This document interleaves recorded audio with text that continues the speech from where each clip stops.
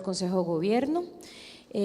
Para iniciar vamos a escuchar los anuncios que tiene el señor ministro de la Presidencia, don Rodolfo Pisa. También nos acompaña el señor ministro de Comunicación, don Juan Carlos Mendoza, y el señor viceministro de Trabajo y viceministro de la Presidencia, el señor Juan Alfaro. Señor ministro de la Presidencia, por favor. Sí, muchas gracias. Entre las decisiones del Consejo de Gobierno está la decisión de sustituir por renuncia a dos representantes, uno en la Junta Directiva de Recope y el otro en la Junta Directiva de Habdeba. En la Junta Directiva de Recope, en sustitución, señora Henchos, se nombró a doña Carmen Coto Pérez. Ella es máster en Administración de Empresas de la Universidad Latinoamericana de Ciencia y Tecnología, licenciada en Administración Pública de la UCR, licenciada en Derecho, cuenta con una especialidad en Medios Alternativos de Resolución de Conflictos de la Fundación General de la Universidad de Salamanca. Es egresada del programa de doctoral en Gestión Pública y Ciencias Empresariales del ICAP. Ha sido funcionaria muchos años de la Contraloría General de la República, consultora nacional e internacional y docente en Administración Pública en la UNED, en la UCR y Contaduría en la ULACIT. También fue integrante del Consejo Asesor del Centro de Investigación y Capacitación en la Universidad, en Administración Pública de la Universidad de Costa Rica. Don Jorge García es el nuevo miembro de la Junta Directiva de Habdeba. Él es máster y bachiller en Administración de Negocios de la Universidad Castro Carazo y LULACIT. Es técnico en asistente administrativo del Instituto de Tecnología Administrativa y analista financiero del Instituto Nacional de Aprendizaje. El señor García se ha desempeñado en varias gerencias del Banco de Costa Rica como gerente regional en Limón, gerente regional de banca mayorista en zona atlántica, banca empresarial y de personas zona atlántica y gerente de la cartera Banca Corporativa Heredia Limón. También como analista de crédito en la sucursal de Limón. Ellos son los dos nuevos integrantes, la primera de la Junta Directiva de Recope y el segundo de la Junta Directiva de Habdeba. El gobierno llama la atención también sobre el objetivo de aplicar los mecanismos legales para recuperar y compensar los daños causados por la huelga. El objetivo es recuperar esos fondos que devengaron participantes en instituciones donde se declaró ilegal el movimiento. Consideramos injusto que se pague por un trabajo que no se realiza. Y haremos todo lo necesario en el marco constitucional y legal para alcanzar ese objetivo. Muchas gracias, don Rodolfo. Aunado a esta información que nos brindó, vamos a escuchar el mensaje de don Juan Alfaro, viceministro de Trabajo y viceministro de la Presidencia. Buenas tardes a todas y a todos. Pues en adición a lo ya mencionado por el señor ministro de la Presidencia, don Rodolfo Pisa, y también en consecuencia con lo que el señor presidente de la República anunció desde el momento en que la huelga inició, y una vez que los procesos de calificación de huelga fueran declarados ilegales, siendo congruente con una posición no solo desde el punto de vista de justicia, de legalidad, sino también atendiendo a una intención propiamente desde el punto de vista también fiscal por el momento difícil que el país se encuentra, pues sería impensable considerar pues, que el gobierno de la República no utilizaría los mecanismos que la ley le permite para tratar de recuperar pues, los salarios que se pagaron de forma indebida, como esa contraprestación que no se dio por parte de los trabajadores, y pues estamos en proceso de analizar y valorar las diferentes alternativas con las que se cuenta para lograr este objetivo, y de esta forma pues continuar en esa congruencia y en esa intención de que se pague únicamente cuando se trabaja y no cuando no se trabaja. Entonces ese sería el mensaje como para agregar a lo ya mencionado por el señor ministro de la Presidencia. Muchas gracias. Muchísimas gracias, señor viceministro. Escucharemos también parte de los anuncios del Consejo de Gobierno por parte del señor ministro de Comunicación, don Juan Carlos Mendoza. Muy buenas tardes a todas y todos. Queremos anunciar que el Consejo de Gobierno hoy realizó el nombramiento de la embajadora ante la Organización de Estados Americanos y los embajadores ante Honduras, Guatemala, Ecuador y Bélgica. En ese sentido, se nombró a Montserrat Solano Carboni, embajadora representante ante la Organización de Estados Americanos, al señor Mauricio Herrera Ulloa, embajador extraordinario y plenipotenciario de la República de Costa Rica en Honduras, al señor Emilio Arias Rodríguez, embajador extraordinario y plenipotenciario de la República de Costa Rica en Guatemala, a don Sergio Alfaro Salas, embajador extraordinario y plenipotenciario de la República de Costa Rica en el Reino de Bélgica y concurrente ante la Unión Europea, y a Nuri Solís Mata, embajador extraordinario y plenipotenciaria de la República de Costa Rica en la República del Ecuador.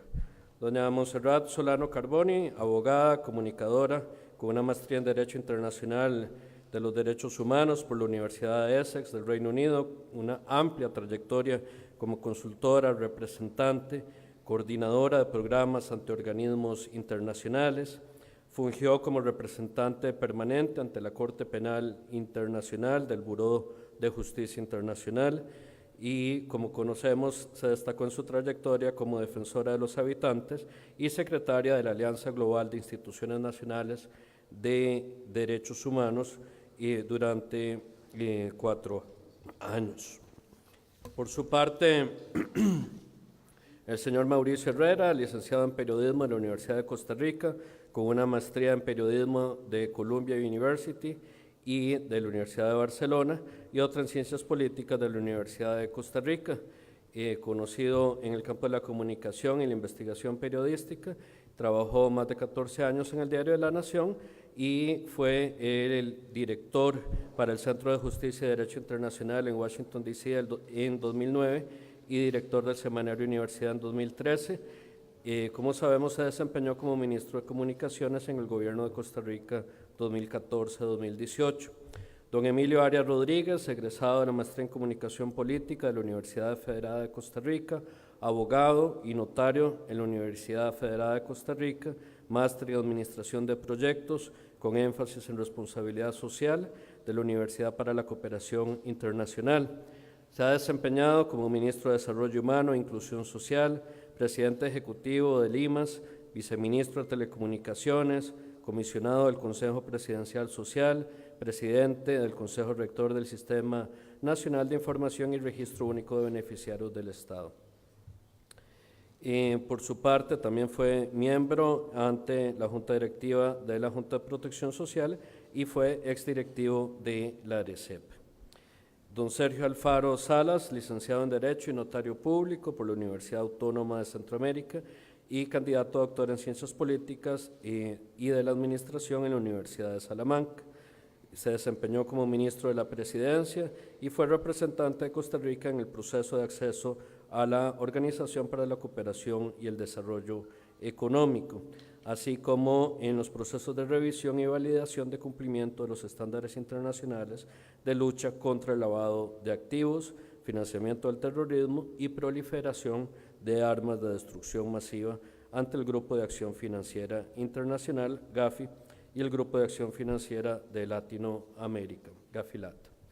También fue presidente del Instituto Nacional de Seguros, presidente del Consejo Directivo del Cuerpo de Bomberos y diputado de la Asamblea Legislativa 2007-2010.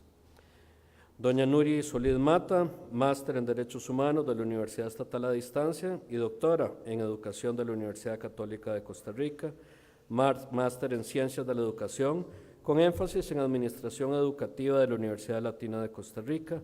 Tiene más de 30 años de experiencia en educación pública y privada y se ha desempeñado como asesora supervisora en educación, directora y maestra. En los últimos 20 años se ha especializado en Administración y Desarrollo de la Educación Superior, trabajando en diversas universidades. Muchas gracias. Muchas gracias, señor ministro. Vamos a iniciar un periodo de preguntas. Por favor, don Carlos, Luis Diego, ya los anoto a todos. Gracias, señores ministros. A esta hora creo que hay más 25, 30,000 educadores persisten en el estado de huelga. La ANDE está haciendo llamados para que retornen. ¿Se conoce o ustedes, por parte del ministro, si se va a clausurar el presente curso lectivo en vista de la situación que se vive con las consecuencias conocidas? La otra pregunta, revisando estos nombramientos que ustedes nos mencionan, agregando los otros anteriores, es la continuidad de la administración Solís Rivera con todos los funcionarios que desempeñaron en su gabinete. ¿Quién falta más por nombrar? ¿O esta es la continuidad de la administración anterior? Buenas tardes. La respuesta, señor ministro. Gracias, don Carlos. Muchas gracias, don Carlos, por sus consultas. Sobre el proceso frente a la huelga y lo que tiene que ver con el fin de la huelga, como sabemos, en algunos casos se han dado finiquitos de forma individual que el ministro de Educación ha venido firmando directamente. Obviamente los procesos con las principales centros sindicales pues siguen las conversaciones y son decisiones que en este caso están del lado de los sindicatos de tomar, del lado de gobierno, y como el ministro de Educación lo ha manifestado, se toman las medidas para evitar, digamos, mayores efectos, por ejemplo, en lo que son las pruebas de bachillerato, pero será el ministro de Educación quien podría darle mucho mayor detalle sobre cómo avanza ese proceso. Con respecto a los nombramientos que se han hecho de embajadores y embajadoras por parte de este gobierno, pues como usted sabe es una potestad tanto del presidente de la República como del Consejo de Gobierno, y en esta potestad y en este ejercicio de esa potestad en lo que se ha centrado es en buscar la idoneidad, personas que están calificadas, que tienen que aportarle en esa representación tanto ante organismos internacionales como ante los países con los que a los que se represente en las relaciones bilaterales. Estamos convencidos que todos tienen la idoneidad. Muchas gracias, don Carlos. Continuamos con las consultas. Por favor, Marco González, de Diario Extra, de seguido don Jaime, por favor.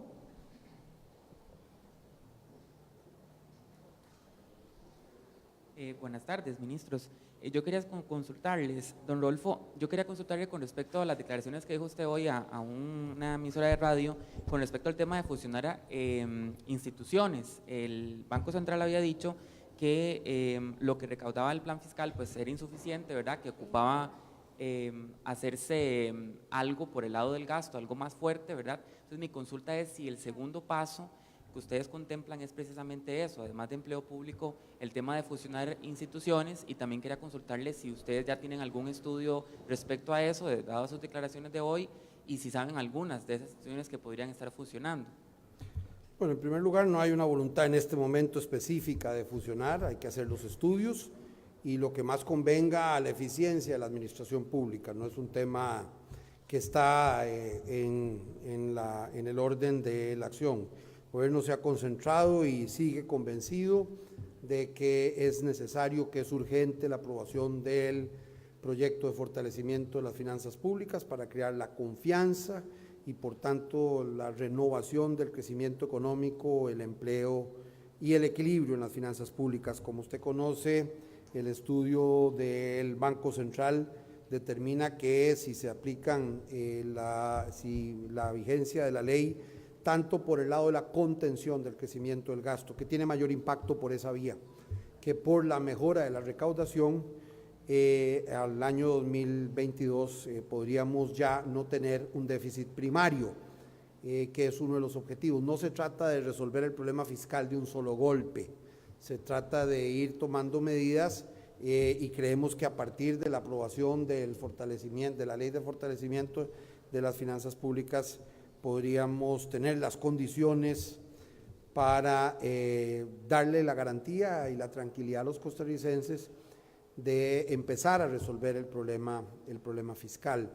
Lo demás tiene que ver con eficiencia y eso no es un tema específicamente de contención, es básicamente de eficiencia en la función pública, pero eso no es un tema que está en este momento en el tapete ni está a corto plazo. Hay proyectos de ley presentados en la Asamblea Legislativa, que las fracciones legislativas deberán valorar. El gobierno no ha tenido una participación decisiva en esos proyectos. También quería consultarle si en el Consejo de Gobierno o con el Ministerio de Hacienda han conversado, la presidencia, con el tema de los aguinaldos, que el Ministerio de Hacienda ha venido diciendo que no hay dinero para el pago de aguinaldos, que están viendo a ver qué hacen, y incluso el ministro dijo a nuestro medio que, el viceministro, perdón, dijo a nuestro medio que no se podía hacer lo imposible si no había plata. Entonces yo quería saber si ustedes que están hablando desde el lado de gobierno, si incluso contemplan pagar en tractos el aguinaldo, o cómo están analizando ese tema. No, la idea es en última instancia pagarlo de conformidad con la ley. Esperamos, eso sí, que se apruebe la ley de fortalecimiento de las finanzas públicas, porque eso daría más tranquilidad a los mercados y el gobierno tendría más posibilidades de financiar su gasto y todos los gastos, remuneraciones, transferencias y demás en el marco de esa ley. Nosotros esperamos que la ley se apruebe en segundo debate a finales de noviembre, más tardar principios de diciembre. Don Rodolfo, con respecto al nombramiento de doña Carmen Coto Pérez, ella la está nombrando en Recope porque no lograron ponerla en la ARECEP, como la Asamblea Legislativa no lo logró, no la ratificó. No, ella, como lo dice ahí, ella es nombrada en sustitución del directivo la directiva en realidad que renunció al cargo en la Junta Directiva de Recope por razones personales. Me parece que tiene una trayectoria más que meritoria, no solo en la Contraloría General de la República, sino también por sus títulos, estudios y experiencia en la administración pública y académica. Me parece que más bien es un nombramiento muy atinado para la Junta Directiva de Recope. Y don Juan Carlos, yo quería consultarle con el tema de la ERT, si me puede explicar un poquito, si usted está pidiéndole a la Fiscalía que le expliquen por qué sale su nombre en ese expediente, si nos puede explicar si ha pedido ya, usted decía Semanario Universidad que no había sido notificado, pero quería saber si usted había consultado o en qué está ese tema en este momento. Gracias. Muchas gracias a Marco de Diario Extra, señor Gracias por ministro. la consulta. En realidad no tengo la menor idea por qué estoy mencionado en ese expediente, y en ese sentido lo que estoy esperando es que la Fiscalía pues haga la valoración que está haciendo en este momento y haga algún traslado, pero estoy segurísimo de que no tengo nada que ver con ese tema, por lo tanto tampoco es mi mayor preocupación el averiguar en qué estado se encuentra. Muchas gracias, señor ministro. Don Jaime Peña, de seguido Gerardo Ruiz de Nación, y para concluir Sharon Cascante de Extra TV 42. Buenas, señores ministros. Don Rodolfo, a diferencia de hace 7 o 8 meses, ha sido muy frecuente la presencia del ministro de la Presidencia en la Asamblea Legislativa cara a cara, hablando con los diputados, no por teléfono, ¿verdad? ¿Cómo le fue en su más reciente visita ahí con los diputados que estuvo hablando, hasta con los diputados que están en contra del proyecto de las finanzas públicas? Esa es la primera pregunta. La segunda, habiendo 725,000 créditos en dólares de los costarricenses en vivienda, automóviles, emprendedurismo, pequeños empresarios que los tienen en dólares, ¿no hay preocupación de que ya se está disparando la inflación debido a que ya la gasolina va a subir, y sube la gasolina y es insofacto, suben los precios de todo? El Consejo de Gobierno no ha valorado esto, la preocupación de que se dispare la cuestión a unos términos del dólar para arriba, como se dice que va a terminar. Algunos especuladores dicen que va a terminar en 605. Ya hay problemas de pago, morosidad en las entidades financieras, gente que no ha podido hacer las cuotas, y algunas entidades están buscando readecuar deuda. Gracias. Bueno, en primer lugar, sobre mi visita a la Asamblea Legislativa, yo todas las semanas voy 1 o 2 veces a la Asamblea Legislativa y me reúno cotidianamente con las señoras y señores diputados, no solo con el proyecto fiscal, hay muchos proyectos en la Asamblea Legislativa y por tanto hay que conversar sobre todos. Mi intención, como ha sido siempre, es tener las puertas abiertas para hablar con todas y todos los diputados, sea que voten a favor de un proyecto del gobierno o sea que no, porque al fin y al cabo necesitamos construir la mayor cantidad de consensos. Por mi parte, haré siempre mi mayor esfuerzo por conversar con y todos los diputados de la Asamblea Legislativa. Siempre me va bien, yo creo que es una reunión afable, a veces hay diferencias y se van conversando sobre distintos proyectos de ley. Yo sigo siendo optimista, y sigo siendo optimista porque al final tengo claro que los costarricenses no queremos entrar en una crisis. Y parte de lo que usted plantea en la segunda parte de la pregunta tiene que ver con eso. Si el proyecto de ley de fortalecimiento de las finanzas públicas se aprueba, seguramente que es la mayor manifestación de compromiso del gobierno de la República para garantizar la estabilidad financiera de este país. Seguramente tendremos posibilidad de colocar nuestra deuda en mejores condiciones y a mediano y largo plazo ir mejorando el equilibrio fiscal, que es tan necesario para evitar precisamente efectos sobre las tasas de interés o efectos sobre el tipo de cambio. La incertidumbre que se ha creado en las últimas semanas y meses con ocasión de la huelga y con ocasión de recursos, obviamente, y de otros y de opiniones, pues obviamente no ayuda al mercado que reacciona sensiblemente a cualquier noticia negativa. Nosotros seguimos siendo optimistas, el presidente está convencido de que es correcto seguir impulsando este proyecto, que es un proyecto, como todo proyecto democrático, no es perfecto, pero es suficiente para evitar que este país entre en una crisis y entre en una espiral negativa en las variables económicas y por tanto sociales. De manera que sí, la intención es seguir conversando, apelar al patriotismo de todos los diputados para que el proyecto tenga la aprobación definitiva en segundo debate. Muchas gracias, señor ministro. Gerardo Ruiz de Nación, por favor. De seguido, Luis Diego Marín de Colombia, que no lo había indicado anteriormente. Don Rodolfo, buenas tardes. Dos consultas. Esta semana la ministra de Hacienda ratificó que uno de los intereses del gobierno es disminuir o fusionar la cantidad de instituciones adscritas al gobierno central. Ya lo había hecho en julio en aquel foro de la OCDE en el que usted estuvo presente en la Asamblea Legislativa también. Quisiera saber qué tan en serio va este gobierno en ese tema, que es bastante escabroso, ¿verdad? Si un plan fiscal causa las protestas que ha causado, es fácil imaginarse que podría causar la fusión o el cierre de algunas entidades del Estado. Más o menos, ¿cuál es el plan con esto, verdad? ¿Se han puesto ustedes alguna meta, algún objetivo? ¿Se han trazado algo concreto sobre esto? Y segundo, también quería recoger el criterio de Casa Presidencial sobre los argumentos que han utilizado varias instituciones autónomas para oponerse al plan fiscal, que es precisamente la autonomía.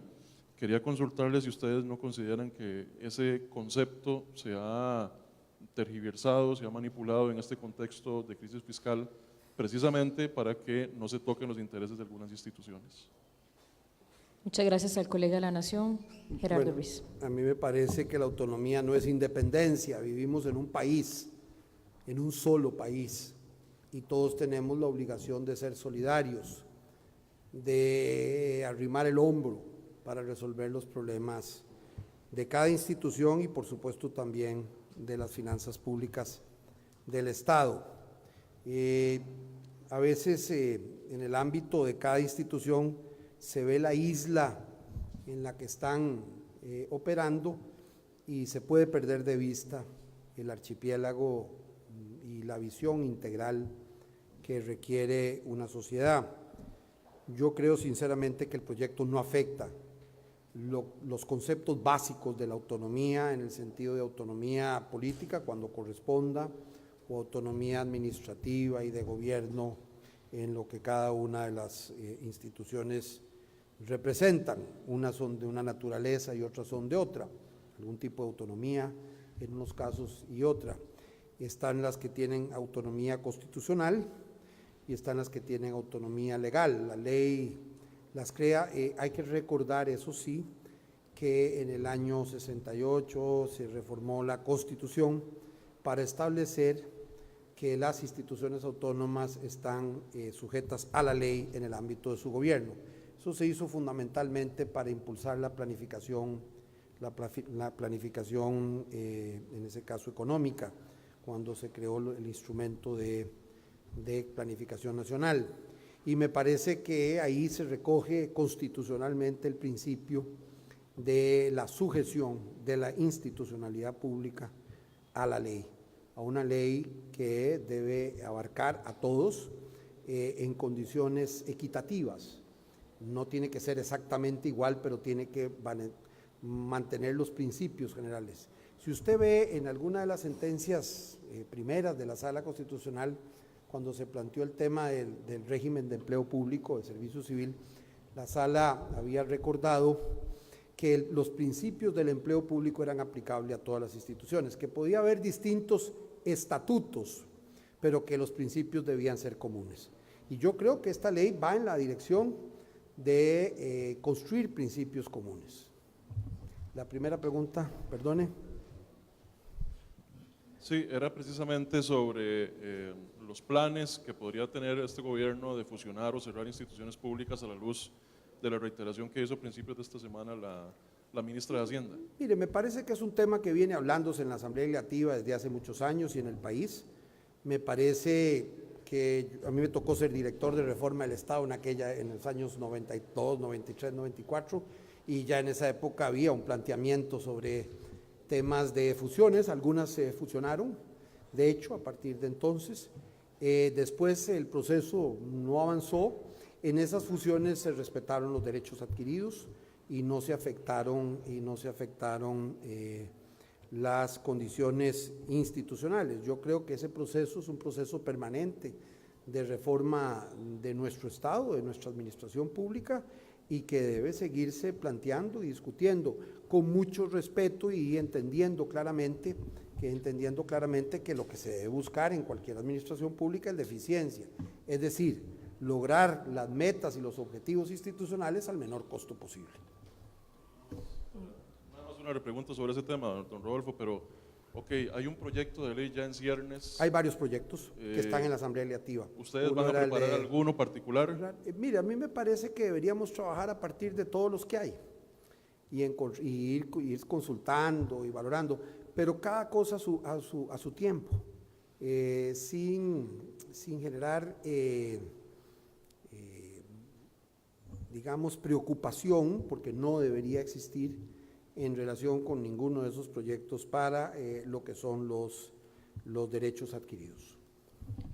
Muchas gracias, señor ministro. Continuamos con Luis Diego Marín de Noticias Colombia, por favor. Muchas gracias, ministro. Buenas tardes. Sobre el plan fiscal, una pregunta política y otra de comunicación para don Juan Carlos. La primera es para don Rodolfo. Don Rodolfo, ¿ya consiguieron los 3 votos que hacen falta para aprobar el plan fiscal en segundo debate? Si todavía no, ¿con quién están negociando directamente? Bueno, yo no hablo de negociación, yo hablo de convencimiento. Yo haré el esfuerzo, y el presidente de la República y el gobierno haremos todo el esfuerzo que sea necesario para convencer, no negociar, una aprobación legislativa con el mayor apoyo posible. Desde ese punto de vista seguiremos conversando con las distintas fracciones y con los distintos diputados y diputadas de la República. Los 3 votos no están todavía.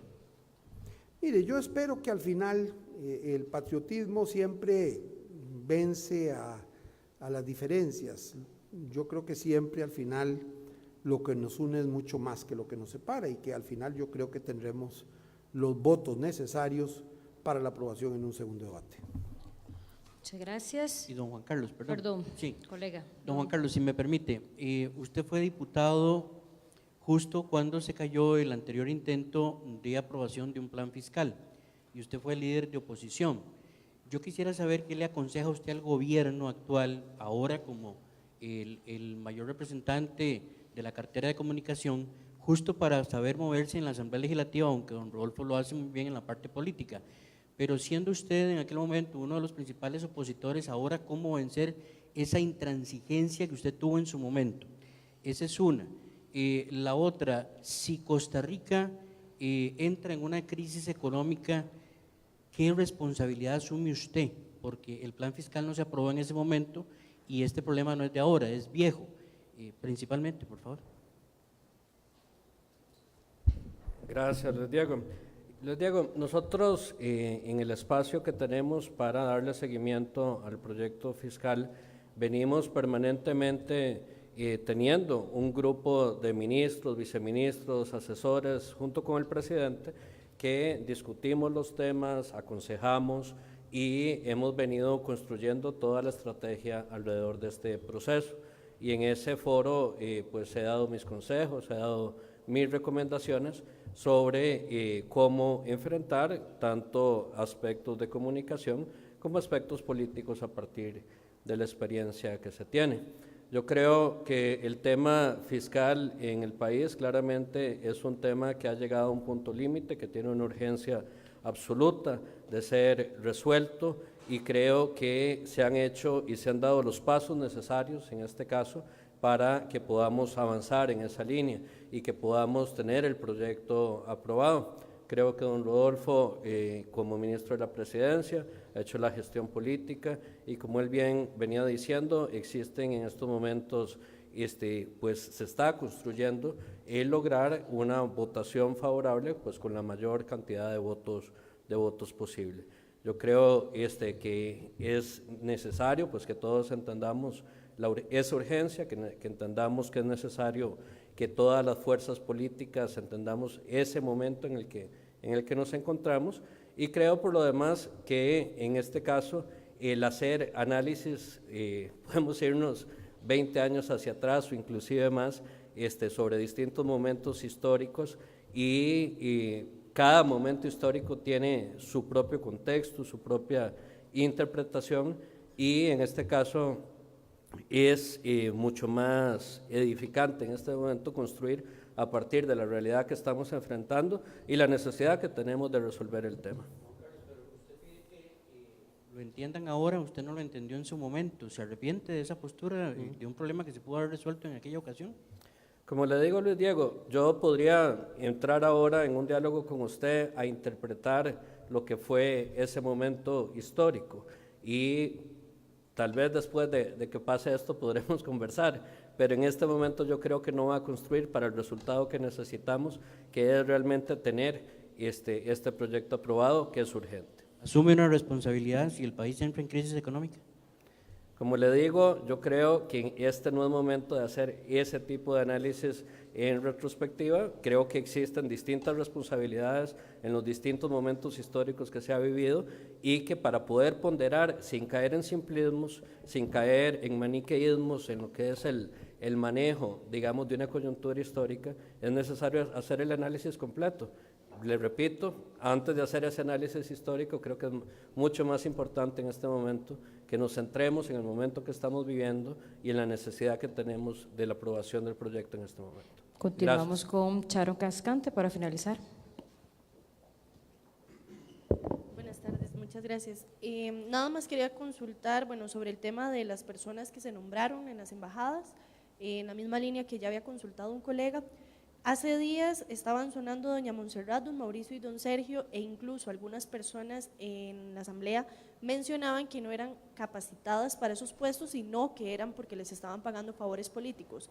¿Esto es así? Esa sería la primera consulta. La segunda, don Juan Carlos, en la misma línea que le preguntaba a mi compañero de Colombia, usted dice que eran momentos diferentes cuando usted era oposición, ¿verdad? La consulta específica es por qué en esa ocasión no, y ahora sí se apoya este proyecto, si incluso las condiciones económicas del país eran diferentes y ahora estamos en una situación más apresurada que en aquella, y en aquella pudo resolverse con más calma este tema de un proyecto y una reforma fiscal antes de pues hacerlo tan a la carrera como se está haciendo ahora por el momento que se vive a nivel económico en el país. Con respecto a la fecha, justamente hoy 23 fue la fecha que había dado el gobierno antes para la aprobación de este proyecto por el tema de las calificadoras de riesgo. Quería una reacción de ustedes en vista de que todavía estamos en espera de este segundo debate, y para algunos especialistas y analistas económicos este primer debate no va a ser suficiente para buscar una mejor imagen ante las calificadoras de riesgo, en específico las tres más grandes. Y lo otro sería, bueno, si me aclaran un poco lo del tema de la huelga, de estas compensaciones que el gobierno va a buscar, porque varios fallos que se han dado en huelgas anteriores mencionan que las rebajas salariales no son retroactivas. Eso quiere decir que pues, no podrían recuperar ese dinero que se ha pagado, según ustedes mismos dijeron, de forma injusta porque estas personas no han trabajado. Y finalmente, los diputados enviaron nuevamente, o van a enviar en las próximas horas, el proyecto del texto fiscal a consulta a Sala Constitucional, pero esta vez por el procedimiento, y aseguran que hubo una serie de vicios que podrían llevar a que este proyecto se caiga. Entonces también quería una reacción. Muchas gracias, Charo. Señor Ministro de Comunicación. Gracias por sus consultas. Como habíamos explicado previamente, creemos que la idoneidad está ampliamente probada, hay currículums, hay experiencia de diversas índoles y ese servicio, esa experiencia se pone en este caso en la representación de Costa Rica. Y le insisto con lo que le respondí a Luis Diego, creo que son coyunturas distintas y uno no puede abstraer la historia de todo el contexto histórico, valga la redundancia, en el que se dio. Y en ese sentido, para hacer un análisis de ese tipo, habrá que sentarse a hacer la historia completa sobre el momento, las implicaciones, los proyectos, la gestión política, etcétera, etcétera. Y estamos en un momento donde lo que le urge al país es construir alrededor de la urgencia de la aprobación del proyecto de fortalecimiento de las finanzas públicas. Señor Ministro de la Presidencia. Los temas fiscales. Parece que hay, en el caso de una segunda consulta, están en su derecho las señoras y los señores diputados de hacer las consultas a la Sala Constitucional. Nosotros estamos convencidos de que el proyecto respeta los elementos constitucionales del procedimiento legislativo en toda su integridad, de manera que desde ese punto de vista la aplicación del 208 bis no solo era posible, sino también necesaria, y no hay ninguna prisa, más bien al revés, lo que ha habido es que ya llevamos casi un año con un 208 bis discutiendo un proyecto fiscal, el 20.580, no es algo que ha tenido más de cerca de 3.000 mociones en distintos momentos, ha habido distintos debates en distintos momentos en comisiones legislativas, en 3 etapas, básicamente, y ahora recientemente cuando se aprobó por parte de la Asamblea Legislativa en el primer debate. Queda pendiente la consulta a la Sala Constitucional y la Sala tiene la competencia constitucional para referirse al proyecto. Yo estoy convencido que el proyecto guarda los principios constitucionales de publicidad, de consulta, de respeto a la igualdad de todos los participantes, del derecho de las minorías, del derecho de enmienda, que son los principios básicamente que ha señalado la Sala Constitucional y del principio democrático.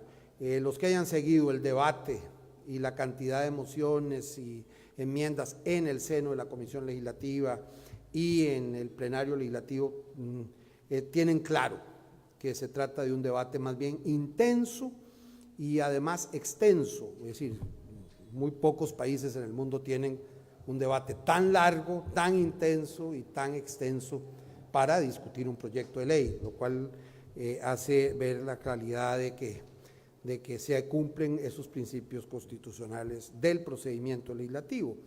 Y en cuanto al fondo, me parece que el fondo respeta los principios constitucionales. En algún caso, las leyes no existen en el vacío, existen en el marco de un ordenamiento jurídico y por tanto en el marco constitucional.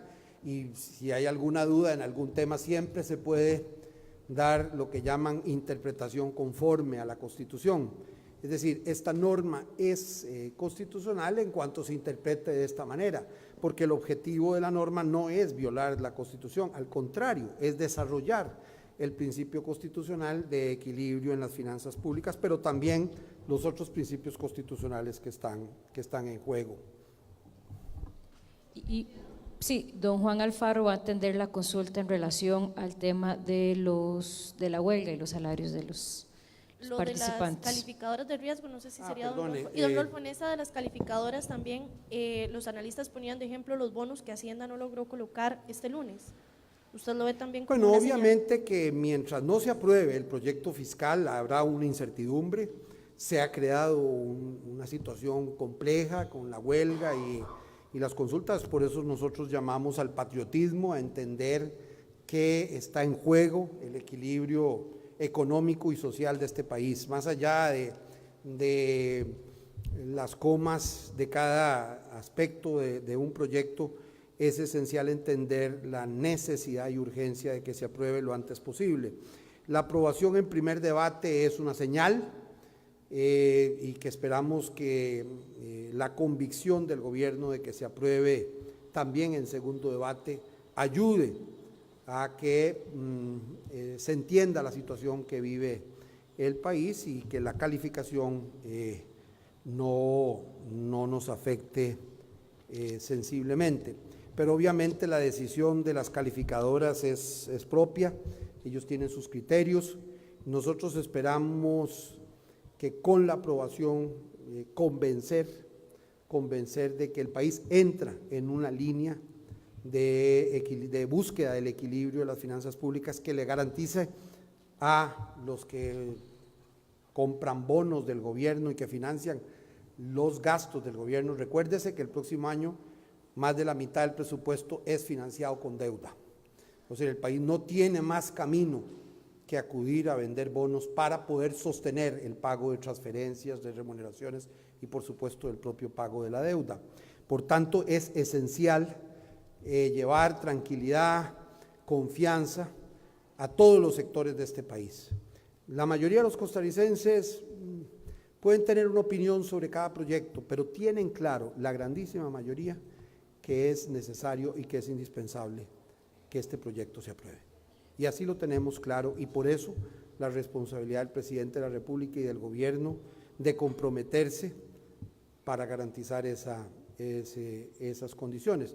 Yo espero que se analice todo el proceso y que podamos llevar tranquilidad a los mercados y por supuesto en primer lugar a los costarricenses sobre la situación económica y social del país. Pero para eso necesitamos que este proyecto sea aprobado lo antes posible, que ya no se le pongan más palos a la carreta. Don Juan Alfaro, viceministro de Trabajo y de la Presidencia, en relación a la pregunta sobre la huelga.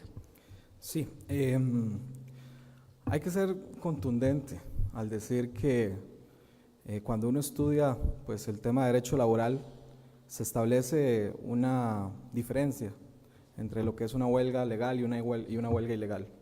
Y así también quedó establecido en la reforma procesal laboral. Y esto no es un tema únicamente de Costa Rica, es un tema de que si usted analiza el derecho comparado, y si gusta podemos empezar, por ejemplo, por Argentina, podemos continuar en Chile, en Perú, en Colombia, podemos seguir a México, la diferente, no solo la jurisprudencia, sino, como les decía, el derecho comparado, establecen la no obligación de pagar salarios ante el efecto que genera la huelga, que es la suspensión de los contratos de trabajo. Así como en un escenario de empresarios, por ejemplo, que podrían tener derecho al paro, que también se hace una diferenciación entre paro legal e ilegal, caeríamos en un absurdo e incluso una inseguridad jurídica tremenda de pensar que los empleadores podrían irse a un paro sin respetar las prerrogativas que la normativa establece para tales efectos y dejar desprotegidos a los trabajadores sin la obligación del pago de esos salarios. Por eso es que nosotros no podemos ser incongruentes y romper la línea y el mensaje que se definió desde el inicio, de que se dijo que se iban a solicitar las calificaciones de huelga. Es importante también aclarar que en lo que corresponde al Poder Ejecutivo, de los ministerios que solicitaron las calificaciones de declaratoria de legalidad, aún solamente en el caso del MIBA hubo una situación, pero fue porque la segunda instancia determinó que no se había logrado comprobar el movimiento de la huelga. Eso es que no fue declarada legal ni ilegal, fue que únicamente se archivó el tema.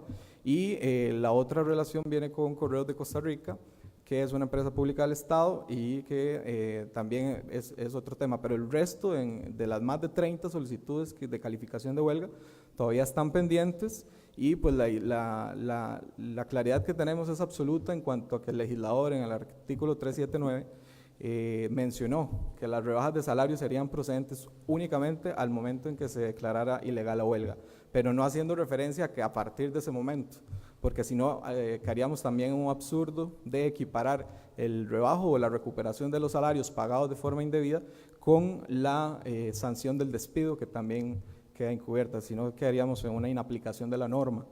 Por eso nosotros estimamos que el criterio que manejamos es el que debe imperar, y como lo anunciamos anteriormente, estamos en disposición de utilizar los mecanismos que la legislación y la Constitución establecen para salvaguardar este tema en un tiempo en el que, como les decía, cuando ya llevamos más de 40 días en una huelga del MEP, generando un gasto de más de 130, 40 mil millones de colones, pues entonces se vuelve imperioso que el señor presidente mantenga esa postura y que utilice los mecanismos que la ley le permite para recuperar el dinero de todos los costarricenses que se ha pagado de forma indebida. Muchas gracias, colega. Muy buenas tardes. Gracias, señor ministro, viceministro.